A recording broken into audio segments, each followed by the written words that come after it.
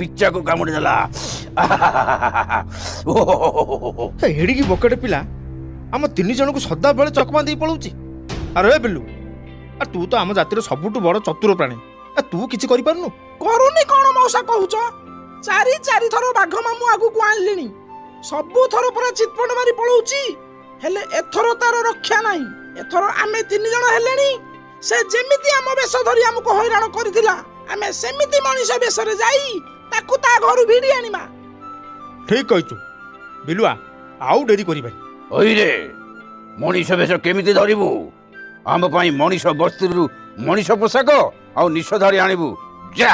हाँ हाँ मु बुद्धि बतैबी, मु काम भी करबी। तुमे दुई जन कोन सुकिले रे बालिया पिटिबो? अरे जाउचु ना एना पेटरे पसिबु? नहीं नहीं जाउची जाउची, से हावा पाटीटा बंद करो।